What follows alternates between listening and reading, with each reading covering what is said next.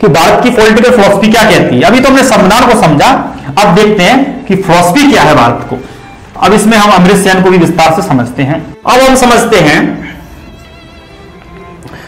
अगर हम समझें, हमें इसको पढ़ने की आवश्यकता है, इसलिए सब पढ़ने की आवश्यकता है क्योंकि भारत में कुछ पॉलिटिकल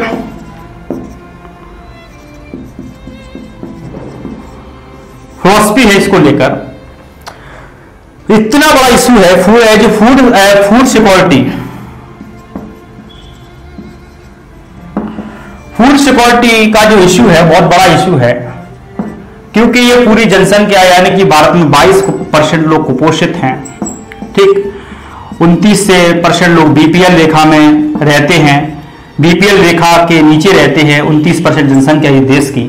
तो कहीं ना कहीं ये हमारे लिए 33 लाख जो बच्चे हैं भारत में कुपोषित हैं, मल न्यूट्रिशन का शिकार है, यानी कि कुपोषण का शिकार है।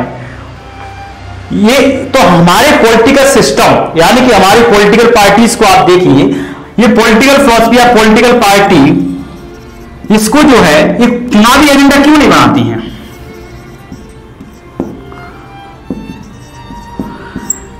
पॉलिटिकल पार्टी इसको चुनावी एजेंडा क्यों नहीं बना रही हैं?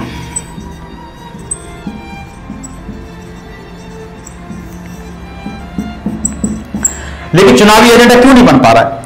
इसलिए नहीं बन पा रहा है, ये हमारे कारण ये नहीं बन पा रहा है क्योंकि हम लोग इन मुद्दों पर फूड सिक्योरिटी का चुनाव में देखा जाए, चुनाव जब होते हैं हमारे यहाँ, लोकसभा के हो या फिर विधानसभा के हो, इन चुनाव में फूड सिक्योरिटी यानी कि फूड खाद्य सुरक्षा का मुद्दा देखने को ही नहीं मिलता है। कोई राजनेता ये नहीं आता है सामने, भारत की जनता के सामने जब रैली करता है तो ये अपने भाषणों में फूड सिक्योरिटी के मुद्दे को क्यों शामिल नहीं करता है? क्यों नहीं कहता है कि रैली में जब ये वो क्यों नहीं कहता है जनता के सामने, जब पब्लिक लाइफ में आता है कि मैं फूड सिक्योरिटी के लिए काम करूंगा? तो वो क्योंकि ऐसा काम कर रहा है तो वो कहीं ना कहीं ऐसी जब बात करेगा तो ह्यूमन सिक्योरिटी की बात कर रहा है। लेकिन हमारे देश में राजनीतिक चेतना एक तरीके से पॉलिटिकल पार्टीज की जो पॉलिटिकल बिल है, राजनीतिक इच्छा शक्ति है, पॉलिटिकल बिल राजनीति इच्छा शक्ति इसके लिए तत्पर नहीं है। फूड सिक्योरिटी को लेकर, खाद्य सुरक्षा को तत्पर नहीं है कि हम इन सभी 33 करोड़ बच्चे हैं जो भारत में 33 लाख जो बच्चे अभी कुपोषण का शिकार हैं, भारत में 22 करोड़ जो लोग हैं भारत में कुपोषित हैं, ये बीपीएल रेखा में 29% जो लोग हैं भारत में अभी बीपीएल में रहते हैं। ये बातें क्यों नहीं करते हैं लोग पब्लिक लाइफ में आकर, नेता हमारे लोग? वो आपको, क्योंकि ऐसा वो करेंगे तो ऐसी राजनीति को पॉजिटिव पॉलिटिक्स बोलते हैं और वो चुनावी वास्तविक मुद्दों पर होने वाली राजनीति बोलते हैं। वो वास्तविक से जुड़ा, आपके जीवन से जुड़ा है। ऐसे मुद्दों पर हमें भी, हमारी भी एक नागरिक रिस्पॉन्सिबिलिटी है, हमारी भी कॉन्स्टिट्यूशन रिस्पॉन्सिबिलिटी है, हमारी भी संवैधानिक जिम्मेदारी है कि हम चुनाव में ये प्रत्येक नागरिक की जिम्मेदारी है, प्रत्येक नागरिक संवैधानिक जिम्मेदारी है नागरिक की, भारतीय की, इंडियन की, कि इन मुद्दों पर हम चुनावी जो पॉलिटिकल पार्टीज को चुनाव में वोट दें। वोट का आधार हमें फूड सिक्योरिटी यानी कि खाद्य सुरक्षा को बनाना चाहिए। हम इन मुद्दों पर फूड सिक्योरिटी, हम इन मुद्दों पर चुनाव न देकर हम जाति के आधार पर वोट देते हैं, रिलीजियस के आधार पर वोट देते हैं, रिलीजन के आधार पर वोट देते हैं, कास्ट के आधार पर वोट देते हैं, धर्म के आधार पर, जाति के आधार पर, नस्ल के आधार पर। इस तरीके का हम चुनावी मुद्दा, क्योंकि चुनावी इस तरीके की राजनीति जो है ना, इस तरीके की राजनीति पर, इस तरीके से मुद्दों पर हम वोट देते हैं लोगों को। तो आप बताइए, हम अपनी जाति के नेताओं को चुनते हैं, अपने धर्म के नेताओं को चुनते हैं, क्या वो वास्तविक रूप से इन बारे में सोचेंगे? वो ना उन्हें धर्म से मतलब है, ना इनसे मतलब है, उन्हें सिर्फ कैपिटल से मतलब है, उन्हें सिर्फ पैसे से मतलब है, अपने स्वार्थ से मतलब है, अपने इंटरेस्ट से मतलब है। तो ये ऐसी राजनीति करते हैं।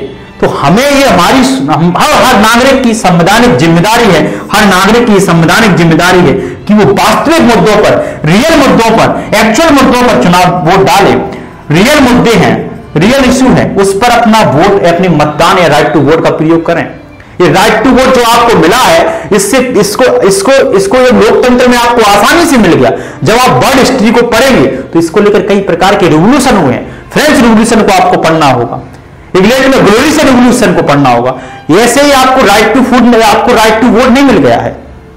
ये ना बहुत बड़ा अधिकार है राइट टू वोट। तो हमें चुनावी पॉलिटिकल पार्टीज को कहना चाहिए कि अपना पॉलिटिकल बिल अपने चुनावी एजेंडे में, यानी कि इलेक्टोरल एजेंडे में या पॉलिटिकल एजेंडे में ये फूड सिक्योरिटी इश्यू को भी जोड़िए, क्योंकि हमारे देश में 22 करोड़ लोग कुपोषित है, मल न्यूट्रिशन का शिकार है, स्टारवेशन का शिकार है, 33 लाख बच्चे भी कुपोषित है। और हमने कहा कि एक दिन में भारत में 4500 बच्चे जो है भूख और कुपोषण से मरते हैं। तो ये गरीबों से जुड़ा हुआ मुद्दा है, पुअर्टी से जुड़ा हुआ मुद्दा है, क्योंकि हम कह रहे हैं कि भारत की 30% है, लगभग अनंगराज समिति की बात कह रही है 29% जनसंख्या अभी भी भारत में बीपीएल रेखा में रहती है। तो यानी कि ये कम से कम इस देश की बड़ी जनसंख्या जुड़ा हुआ मुद्दा है। तो ये हमें समझने की आवश्यकता है।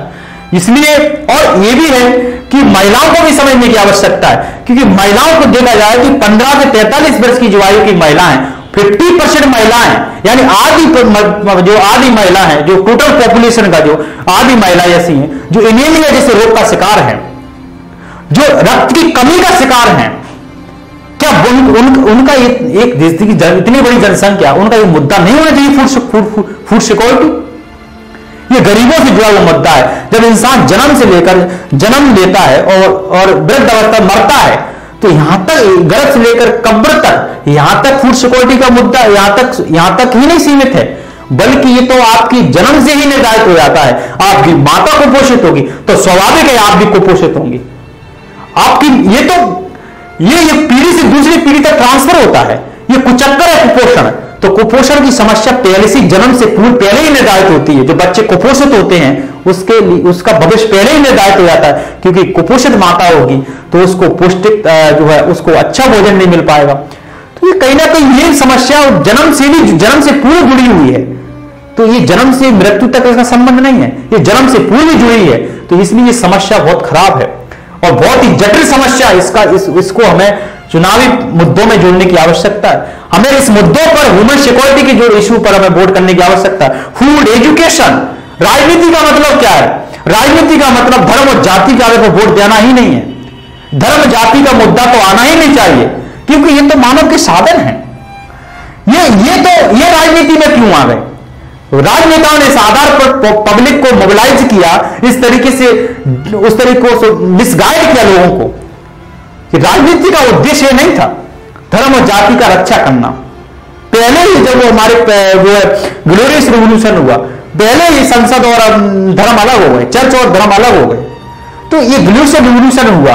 फ्रेंच क्रांति में जब स्टेट को धर्म से अलग कर दिया, पृथक कर का सिद्धांत दे दिया गया, तो ये धर्म को पहले ही राजनीति से अलग कर दिया। लेकिन हम राजनीति में धर्म को इन्वॉल्व कर रहे हैं। तो ये हमारे लिए कहीं ना कहीं हमारी संकीर्ण मानसिकता को दर्शाता है।